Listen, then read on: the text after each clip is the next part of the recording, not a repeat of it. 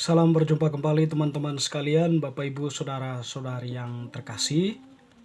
Pada kesempatan ini saya mengajak kita kembali lagi untuk mempersiapkan sedikit waktu kita mendengarkan kembali sabda Tuhan yang kita ambil dari Penginjil Yohanes bab 8 ayat 51 sampai 59. Yesus sudah ada sebelum Abraham. Aku berkata kepadamu, sesungguhnya barang siapa menuruti firman-Ku, ia tidak akan mengalami maut sampai selama-lamanya. Kata orang-orang Yahudi kepadanya, sekarang kami tahu bahwa engkau kerasukan setan. Sebab Abraham telah mati dan demikian juga nabi-nabi. Namun engkau berkata, barang siapa menuruti firman-Ku, ia tidak akan mengalami maut sampai selama-lamanya. Adakah engkau lebih besar daripada bapa kita Abraham yang telah mati? Nabi-nabi pun telah mati. Dengan siapakah engkau samakan dirimu? Jawab Yesus, jikalau aku memuliakan diriku sendiri, maka kemuliaanku itu sedikit pun tidak ada artinya. Bapakulah yang memuliakan aku. Tentang siapa kamu berkata, dia adalah Allah kami, padahal kamu tidak mengenal dia. Tetapi aku mengenal dia. Maka aku adalah pendusta sama seperti kamu, tetapi aku mengenal dia dan aku menuruti firman-Nya.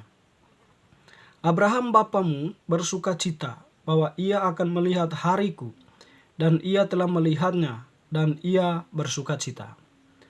Maka kata orang-orang Yahudi itu kepadanya, umurmu belum sampai 50 tahun, dan engkau telah melihat Abraham?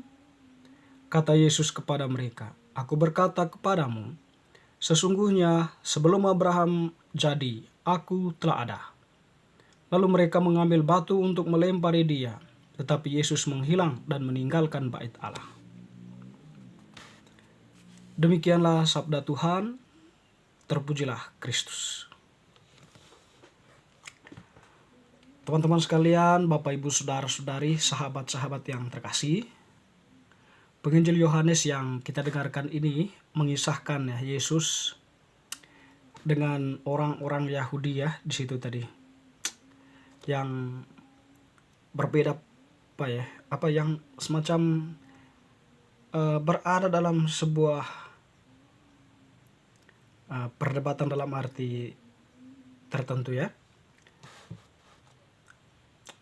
Tetapi dalam hal ini Yesus tampil di situ,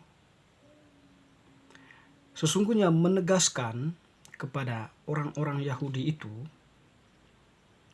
bahwa Yesus itu sesungguhnya adalah Allah atau sabda Allah yang menjadi manusia. Dengan demikian, Yesus itu ada sebelum Abraham. Artinya, Allah yang mengutus Abraham itu, yang berbicara kepada Abraham itu adalah Allahnya Abraham. Dan tentunya di sini bahwa Yesus yang adalah sang sabda itu adalah orang juga yang diyakini oleh Abraham sebagai Allah itu, Bapa, Putra, dan Roh Kudus. Dengan demikian, Abraham mentaati Allah, melakukan apa yang diperintahkan Allah. Dalam arti tertentu, Yesus juga ada di sana. Yesus juga berbicara kepada Abraham, atau Yesus yang berbicara kepada Abraham, memerintahkan kepada Abraham, sehingga posisi Abraham itu berada dalam arti ini, Yesus itu sudah ada sebelum Abraham, atau Yesus itu adalah Allahnya Abraham. Itu. Jadi di sini perdebatan orang Yahudi dengan Yesus itu, atau orang Yahudi yang ngotot itu dalam konteks Yesus ini dulu oh, persoalan utamanya adalah mereka belum percaya teguh dengan Yesus, belum menerima Yesus sepenuhnya. Jadi mereka masih dalam keyakinan mereka ya, keyakinan teguh mereka bahwa memang Abraham itu adalah bapa mereka. Dan konsep itu semacam terpatri dalam diri mereka, karena itu diwariskan dari dulu ya sampai saat itu. Ya, sehingga ketika ada orang yang termasuk Yesus ya, yang mengatakan bahwa dirinya lebih dari Abraham, tentu ini menjadi sebuah problem untuk mereka. Tapi tidak terlepas tadi dari apa yang diyakini oleh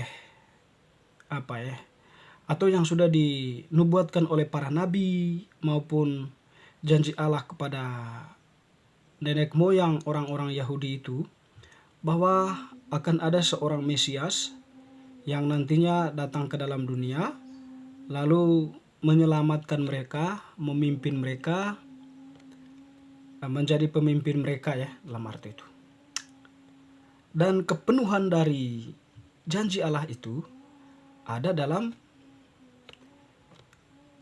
diri Yesus. Hanya tadi itu masalahnya, mereka belum menerima Yesus penuhnya, sehingga dia belum percaya, sehingga untuk mendengarkan Yesus dengan seksama, dengan teliti pun ya bisa kita lihat di situ ya kurang ya. Dan di sini pun memang persoalannya. Tetapi Yesus berusaha untuk memberikan penjelasan kepada mereka ya. Barang siapa menuruti firman-Ku, ia tidak mengalami maut sampai selama-lamanya. Jadi Yesus mengajak mereka ya untuk menuruti firman-Nya agar tidak jatuh ke dalam dosa atau jatuh ke dalam maut. Tapi orang-orang ini tadi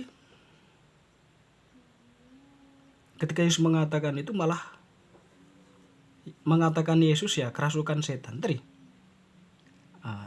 Percaya tadi itu, kurangnya percaya, tidak percaya tadi itu. Lalu mereka menambahkan, disinilah mereka menampilkan sosok Abraham ya. Sebab Abraham telah mati, demikian juga nabi-nabi. Namun engkau barang siapa menuruti firman-Ku, ia tidak akan mengalami maut sampai selamanya. Adakah engkau lebih besar daripada Abraham, bapa kami? Yesus menjawab, jikalau aku memuliakan diriku sendiri, maka kemuliaanku tidak sedikit pun ada artinya. Bapakulah yang memuliakan aku, sebab siapa kamu berkata, dia adalah Allah kami, padahal kamu tidak mengenal dia, tetapi aku mengenal dia. Dan jika aku berkata aku tidak mengenal dia, maka aku adalah pendusta, sama seperti kamu. Tapi aku mengenal dia dan aku menuruti firman-Nya. Abraham bapamu bersuka cita bahwa ia akan melihat hariku, dan ia melihatnya dan ia bersuka cita. Jadi Yesus di sini mau mengatakan bahwa Yesus itu datang dari Bapa ya, yang dulunya itu memerintah Abraham, yang dulunya itu ya berfirman kepada Abraham. Jadi kalau kamu mendengarkan aku, maka kamu juga mendengar dia yang mengutus aku. Dan Abraham, bapamu itu, sudah menunjukkan kepada kamu apa yang seharusnya kamu lakukan. Dan apa yang dilakukan oleh Abraham itu dari Allah, dariku. Ya, itu. Ya.